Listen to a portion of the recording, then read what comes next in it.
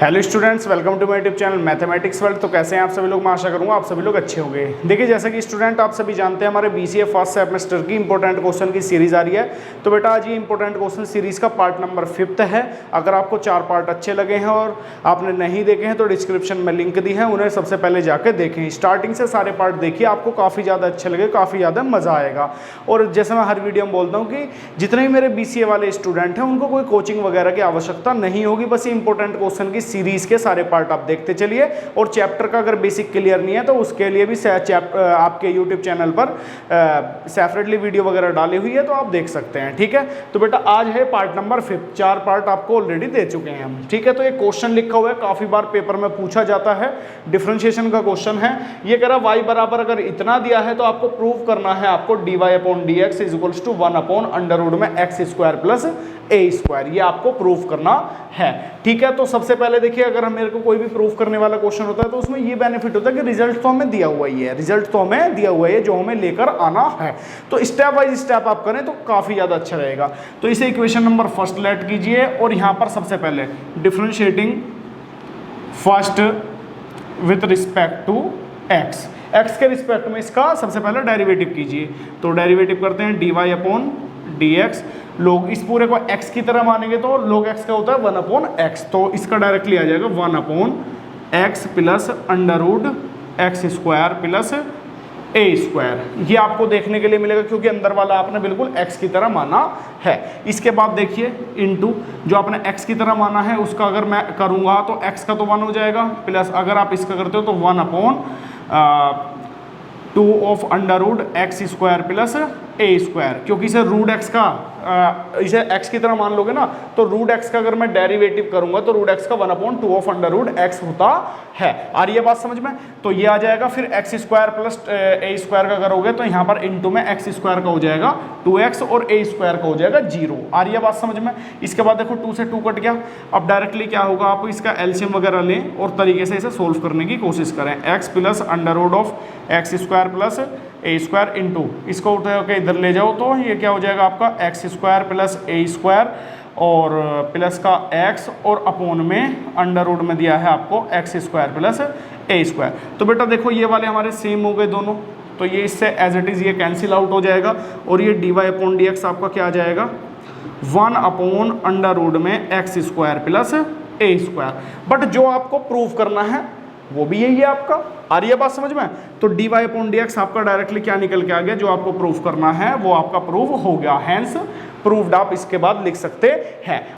तो देखिए स्टूडेंट, ये क्वेश्चन नंबर आपका 2 है, काफी अच्छा इंपॉर्टेंट क्वेश्चन है और आपकी बुक का ही जो मैंने आप एक्सरसाइज में करवाया था वहां भी ये क्वेश्चन पूछा गया था और इंपॉर्टेंट क्वेश्चन की सीरीज में भी ये क्वेश्चन है। आ रही है बात समझ में? तो बेटा ये आपका डिटर्मिनेंट का क्वेश्चन है और क्वेश्चन ये है कि यहाँ पर x की वैल्यू हमें फाइंड करनी है, सोल्व करना है और x का मान ज्ञात करना है, x की वैल्यू फाइंड करनी है। जब भी ये क्वेश्चन आएगा आपका 5 या 6 नंबर में पूछा जाएगा आपका पेपर में, और बड़ा आसान सा क्वेश्चन है।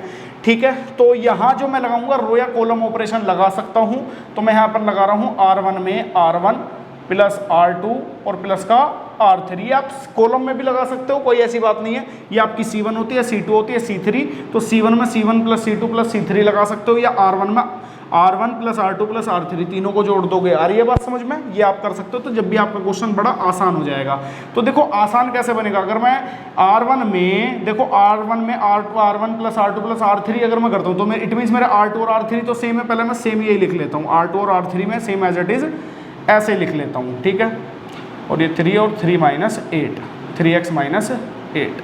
ठीक है, अब बेटा देखो R1 में R1 plus R2 plus R3 इन दोनों को मैंने ऐड किया, 6 हो गया, और इसमें ऐड करूंगा तो क्या बनेगा मेरे यहाँ 3x माइनस का 2, यहाँ पर भी मेरा क्या बनेगा 3x माइनस का 2, एंड यहाँ पर भी मेरा क्या बनेगा 3x माइनस का 2।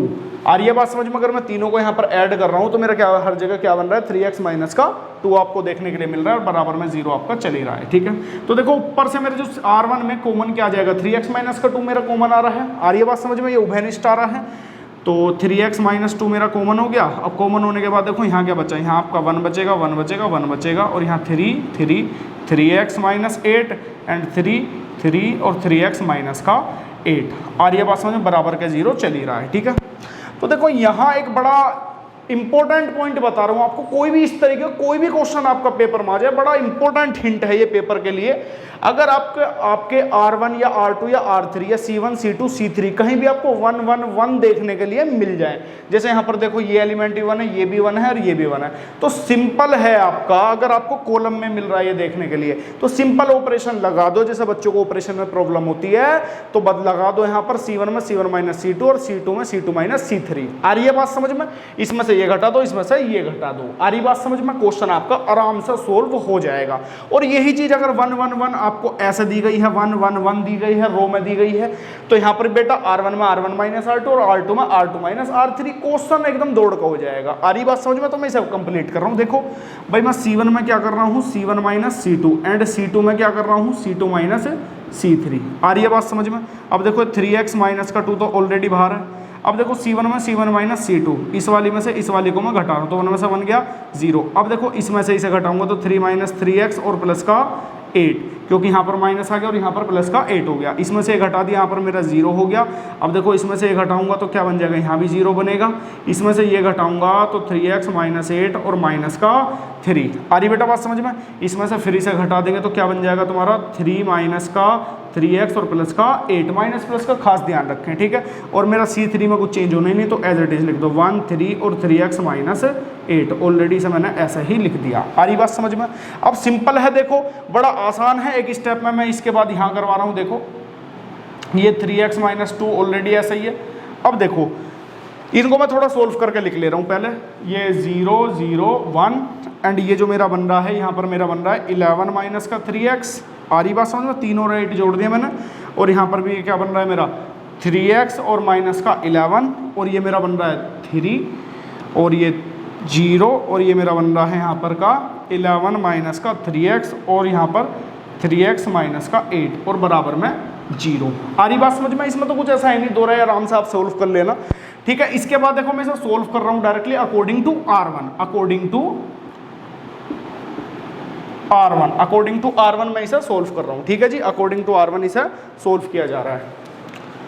तो देखो 3x माइनस का 2 और यहाँ पर मैं R1 के अनुसार करूँगा तो ये मेरे को लिखने की आवश्यकता नहीं, क्योंकि 0 0 बन रहे हैं ऑलरेडी। अब मैं इसके अनुसार सोल्व कर रहा हूँ तो इससे ये खत्म और इससे ये खत्म, तो मेरे बीच के 4 बचेंगे। तो 11 minus 3x and 3x minus 11 और 0 और 11 माइनस 3x। तो देखो इसकी मल्टीप्लाई इधर, इसकी मल्टीप्लाई इधर, तो यहाँ 3x माइनस का 2 और बराबर 0 चल ही रहा है। इसकी मल्टीप्लाई इधर कर दोगे तो बेटा ये जो बन जाएगा आपका 11 माइनस 3x का होल स्क्वायर, फिर माइनस, अब इसकी मल्टीप्लाई इसमें कर दोगे तो 0 आ जाएगा, लिखने की कोई आवश्यकता नहीं है, और बराबर में 0। अब देखो ये वाला ब्रैकेट 0 के बराबर रखो तो 3x माइनस 2 बराबर 0। अब 3x बराबर 2 और x बराबर बेटा 2/3, ठीक है। तो x की वैल्यू 2/3 आ गई। यहाँ पर अगर मैं इसे सोल्व करूँगा तो 11 माइनस 3x का होल स्क्वायर बराबर 0, तो एक बार 11 माइनस 3x बराबर 0, दोनों सेम ही है तो एक ही कर दे रहा हूँ मैं। तो 11 और क्या आ जाएगा 11 इज इक्वल्स टू 3x और x इज इक्वल्स टू 11/3, दोनों ही क्या आ जाएंगे 11/3, क्योंकि x की 2 वैल्यू है, हाईएस्ट पावर 2 है, तो यहाँ पर x की 2 वैल्यू मेरे को निकाल कर दिखानी होंगी, ठीक है। तो ये क्वेश्चन काफी बार आपका 5 5 6 6 नंबर में पूछेगा, बड़ा आसान सा क्वेश्चन है डिटर्मिनेंट का, और जो 12th में पढ़ गए उन्हें तो जरा सी भी दिक्कत नहीं हो सकती। आ रही बात समझ में? अब जिन बच्चों के पास आर्ट बैकग्राउंड से थे या कॉमर्स से थे तो उन्हें भी अच्छे से समझ में आ गया होगा। क्लियर ये वाली बात? तो ये क्वेश्चन था, आपको मजा आया होगा, एक बार देख लो इसे, और कोई क्वेश्चन वगैरह कुछ पूछना है तो कमेंट में आप जरूर पूछिएगा, ठीक है जी। तो बिल्कुल सही से दिख रहा होगा आपको, चलो बहुत बढ़िया। तो देखिए स्टूडेंट, ये आपका क्वेश्चन नंबर 3 है। क्या है ये? Question number 3। आ रही बात समझ में? तो अभी मैंने आपको जब सेकंड क्वेश्चन करवाया था तो आपको एक चीज़ बताई थी बिल्कुल डिटर्मिनेंट का है कि अगर 1 1 1 दिया हो तो वीडियो को बिल्कुल रोक दो, यहाँ पर रोक के एक बार इसका आंसर मुझे निकाल के दिखाओ और कमेंट में भेजना, ठीक है। देखो ये आपकी ईमानदारी, आप मैं करवाऊंगा उसके बाद बताओगे या फिर खुद से बता दोगे तो आपका एक थोड़ा सा टेस्ट भी हो जाएगा, ठीक है। तो देखिए मैं इसे सोल्व कर रहा हूँ यहाँ पे, बड़ा आसान सा क्वेश्चन है और ये भी आपका 2 नंबर में पूछा गया है, ठीक है। देखो मैं इतना कह रहा हूँ, आपको बुक छूने की कोई आवश्यकता नहीं, कुछ नहीं, बस इस इंपॉर्टेंट क्वेश्चन सीरीज को फॉलो करते रहो, ठीक है। लास्ट तक आपको मजा आ जाएगा, टेंशन ना लो, ठीक है। तो देखिए यहाँ पर भाई मेरे को यहाँ दिख रहा 1 1 1, तो पहला स्टेप तो वही है आराम से कि इसमें से इसे घटा दो, इसमें से इसे घटा दो, आपका क्वेश्चन आराम से हो गया, ठीक है। बट उससे भी आसान मेरे को यहाँ एक चीज़ दिख रही है, उससे भी आसान मेरे को एक दूसरी चीज़ दिख रही है, वो मैं करवा रहा हूँ यहाँ। देखो C2 में अगर मैं C2 प्लस C3 कर दूं, अगर मैं C2 में C2 प्लस C3 कर दूं तो क्या बेनिफिट मिलेगा, एक बार करके देखो। देखो 1 1 1 और यहाँ C2 में चेंज करना मेरे को, C3 तो सेम रहेगी, तो B प्लस C हो गया, C प्लस A हो गया और A प्लस B, ये तो सेम एज इट इज़ लिख दो। अब C2 में कर रहा हूँ मैं, ये C2 ये हो गई, C2 में C3, मतलब इस वाले को इसमें ऐड कर रहा हूँ, तो बेटा यहाँ A plus B plus C, अगर मैं इसमें जोड़ रहा हूँ तो A plus B plus C, अगर मैं इसमें जोड़ रहा हूँ तो A plus B plus C। बड़ा आसान सा छोटा सा क्वेश्चन था इसलिए ले लिया, ठीक है। अब देखो बेटा C12 जो आपकी C2 है, C2 में मेरा कॉमन आ गया A plus B plus C, ये कॉमन आ गया। अब कॉमन आने के बाद बड़े आराम से 1 1 1 और ये 1 1 1 और ये B प्लस C और ये C plus A and A plus B। अब आपको इसका रिजल्ट पता चल गया, इसका रिजल्ट क्या हो गया 0, इसका रिजल्ट क्या हो गया 0, A plus B plus C multiply 0 is equals to 0। क्या आ गया इसका आंसर, कितना आएगा 0। अब कैसे 0, देखो बेटा अगर डिटर्मिनेंट वाली वीडियो आपने नहीं देखी है, सेपरेटली मैंने डाली हुई है यहाँ पर। देखो अगर आपके कोई सी भी दो रो या कोई दो कॉलम के सभी वैल्यू सेम हो जाते हैं तो उसका आंसर क्या आता है 0। क्या आता है उसका आंसर 0। जैसे यहाँ पर देखो C1 और C2, यहाँ पर भी 1 है, यहाँ भी 1 1 1 1 1। आ रही है बात समझ में, तो सभी एलिमेंट सेम हो गए तो इसका जो डिटर्मिनेंट की डायरेक्ट वैल्यू होती है 0 होती है। और ये बात हम प्रूफ भी कर सकते हैं, इसमें ऐसी कोई बात नहीं है। कैसे प्रूफ कैसे कर सकते हैं, देखो भाई अगर मैं ये यहाँ एक ऑपरेशन लगा दूं C1 में C1 माइनस C2, तो इसमें से आ गया 0, इसमें से आ गया 0, इसमें से आ गया 0। अब देखो मेरे यहाँ पर C1 के सभी एलिमेंट 0 0 0 बन गए। तो अब एक और नियम होता है, या तो आप इसे डायरेक्ट याद कर लो या डायरेक्ट सोल्व करके देखोगे जब भी प्रूव हो जाएगा। तो ये नियम होता है कि अगर किसी रो या किसी कॉलम के सभी एलिमेंट शून्य हो, 0 हो, मतलब R1 के सभी एलिमेंट 0 0 0 हो, तो उसकी डायरेक्टली वैल्यू क्या होती है 0। क्योंकि देखो ये नियम होता है आपका कि अगर आप इसे किसी भी रो या किसी भी कॉलम के अनुसार सोल्व करोगे तो आंसर क्या आना आपका 0, आंसर क्या आना है 0। तो अगर मैं यहाँ C1 के अकॉर्डिंग करता सोल्व तो 0, मेरे सभी एलिमेंट 0 थे तो सब क्या जाएंगे 0 निकल के आ जाएगा। आ रही बात समझ में। तो इस तरीके के क्वेश्चन भी डायरेक्टली काफी बार पूछ लिया जाता है, तो वहां आपको कोई ऑपरेशन लगाने की आवश्यकता नहीं है कि भाई इसमें से घटा दो फिर इसमें से घटा दो, थोड़ा सा क्वेश्चन और डिफिकल्ट बन जाएगा। जब मेरे को खुद लग रहा है कि देखो यहाँ पर मेरे कॉम्बिनेशन बन रहे हैं, यहाँ A दिया है, यहाँ B प्लस C दिया है, यहाँ B दिया है, यहाँ C प्लस A दिया है, यहाँ C दिया है, यहाँ A प्लस B दिया है, तो अगर मैं सबको जोड़ रहा हूँ तो A plus B plus C बन रहा है, इसे कॉमन ले लिया, सेम हो गया, तो आंसर मेरा 0 आ गया। ठीक है, तो ये आज का आखिरी क्वेश्चन रखते हैं, नहीं तो वीडियो की लेंथ थोड़ा सा लेंथी हो जाएगी।